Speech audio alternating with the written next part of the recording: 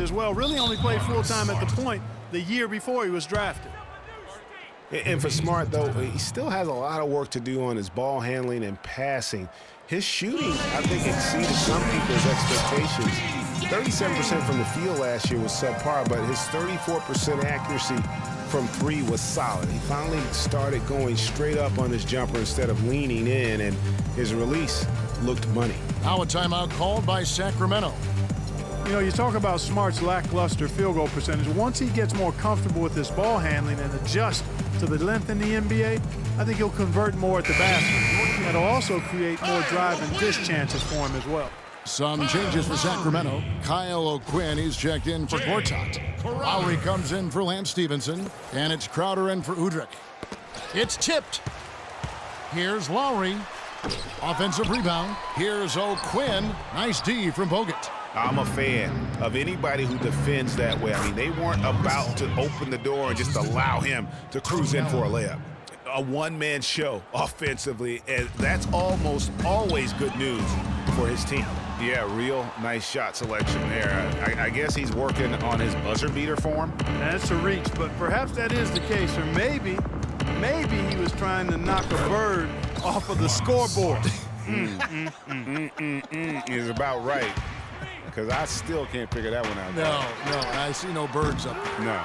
They have been board dominant in this game. That's definitely been a factor in crafting this huge lead. And it's been a well-rounded performance. I mean, strong rebounding has certainly been at the center of it, but it's been good on a number of levels. Every time they get scored on during this run, it's come from inside the paint. Yeah, they have really owned the interior. You've got to collapse that defense and force them to beat you over the top. And former Coach of the Year, George Karl,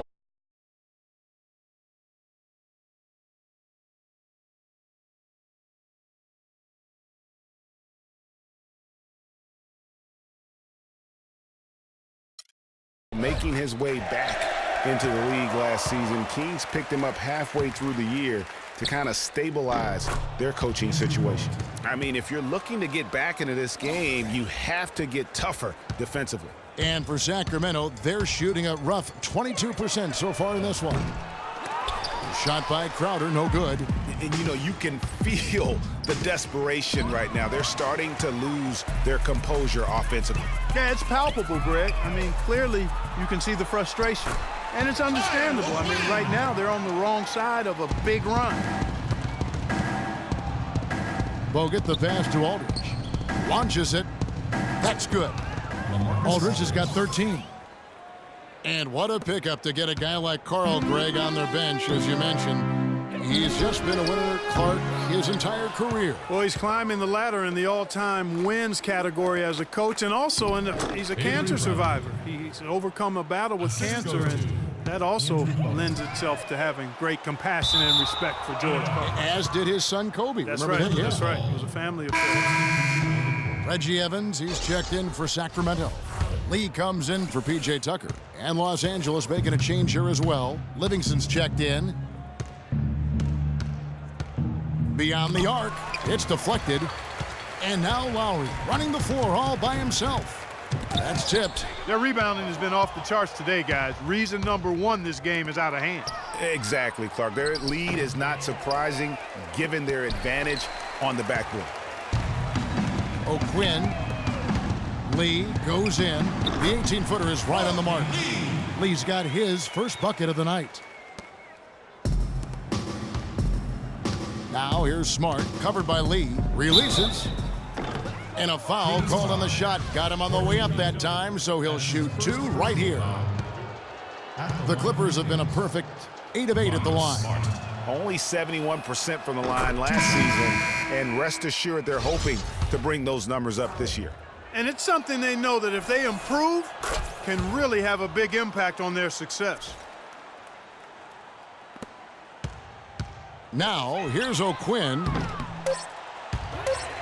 Here's Stevenson. The shot misses.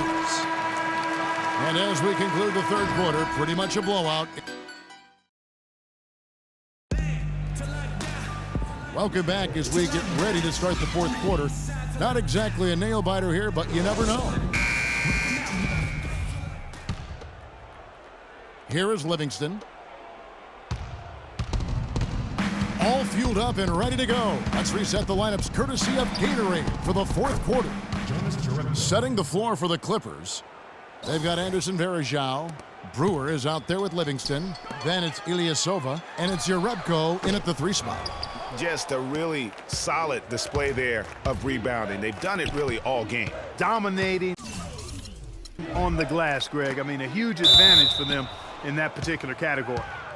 And for Varejao, his wild hair and frenetic style long ago earned him the nickname Wild Thing. I mean, diving for loose balls, taking charges, but that energy and enthusiasm may be unsurpassed really by any other player in our league. Sacramento making a switch here. Jackson's checked in.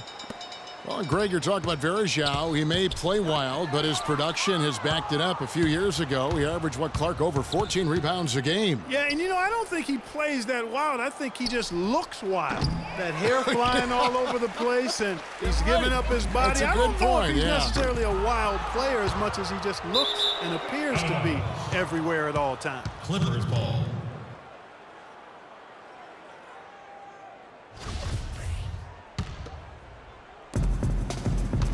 And so they foul intentionally. Yeah, clearly a foul of frustration right there.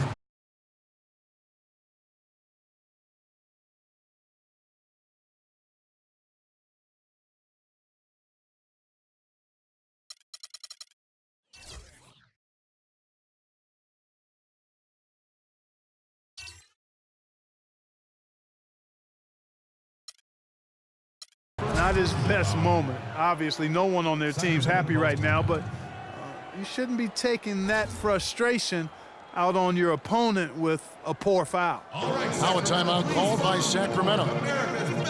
Well, last season, Greg, another year without playoff basketball in Sacramento. A shame to see some of the best fans in the NBA not be a part of the postseason. It's a great point, Kevin. Now, 9 straight years where the Kings have failed to make the postseason. 29-win seasons aren't going to get you very far when you're battling in the West. Guys are looking for a spark here. Yeah, I mean, a cold stretch offensively. They desperately need a basket. No one covering. The D just sagged off just enough and no hesitation on his part. And, you mentioned the 9 straight years without a playoff appearance for the Kings. Their last trip was in 2006. And since then, they've been rebuilding. That's the second longest playoff drought in the NBA. It's Jackson with the drive. On the money from 12 feet away. Jackson's got 5 points now this quarter. And really smart to draw his man out to the perimeter. He's giving up too much size to be effective inside. Showed nice basketball IQ. I agree, Greg. I mean, if he finds a spot on the perimeter and doesn't force it, I think his outside shot will be hard to block no matter who's defending him. Here's Brewer. Evans with some nice D. Well, if the Kings do make it back to the playoffs, you know they'll be dangerous. Their fans have been through so much the last few seasons. They really deserve to see a team in postseason contention. Brewer issues to Livingston. Here's Jerebko. Lays it in without an inch of room around him.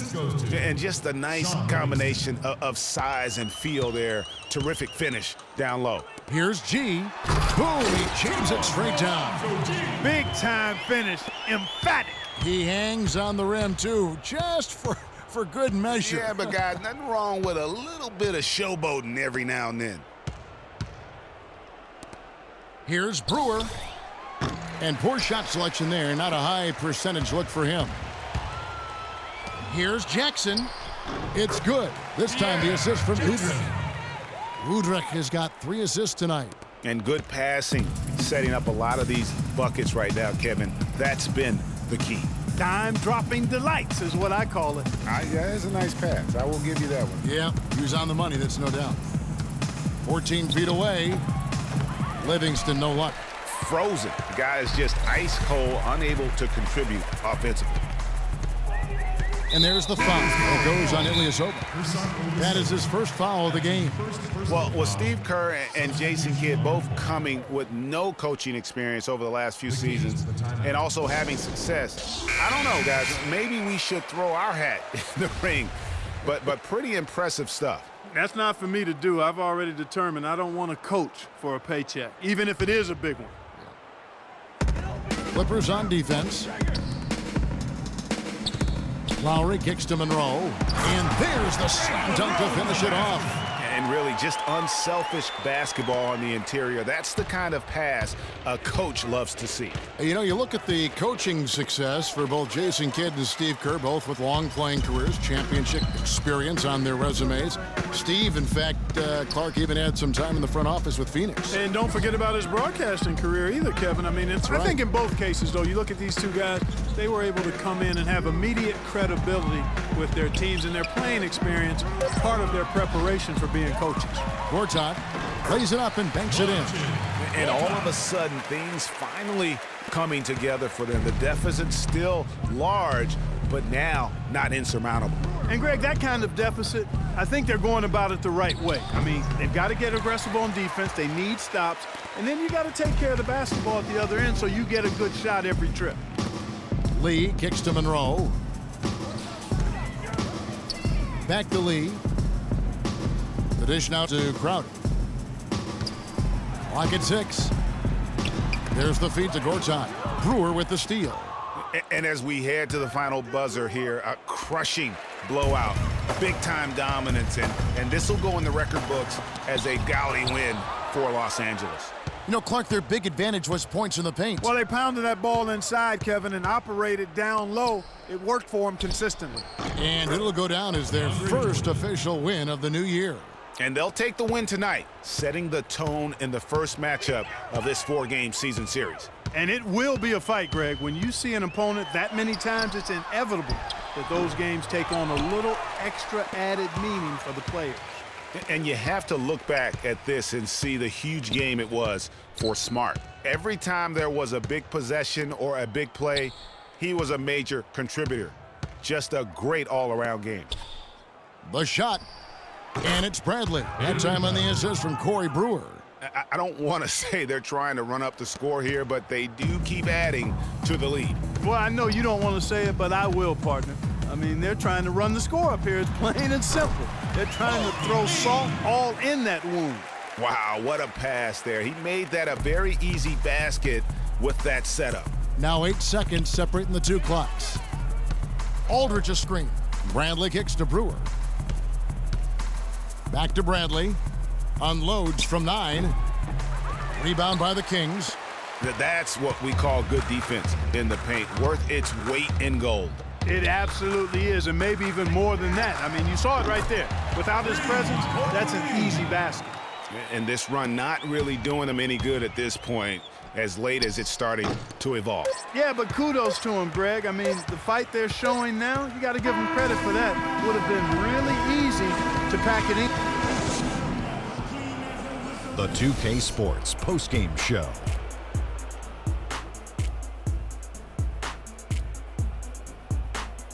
And Ernie Johnson here again with Shaquille O'Neal and Kenny Smith. He had a very nice night from the field tonight, shooting over 50%. That smooth, soft touch was working for him. And that's it for our broadcast here tonight, but we're just getting started.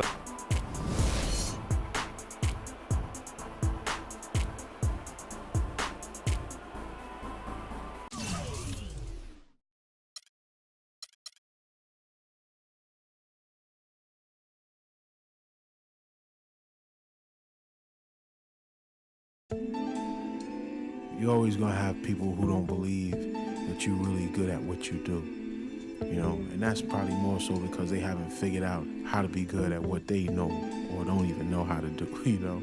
So, you know, that's just what it is. You know, every level you reach, you're going to come against obstacles, and you have to combat those obstacles in order to move forward. It's almost like you're playing a video game, you know what I mean? And then the prize is your sanity.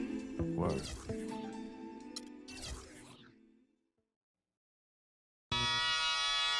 Ha! Come on with it. Come on with it. Come on with it.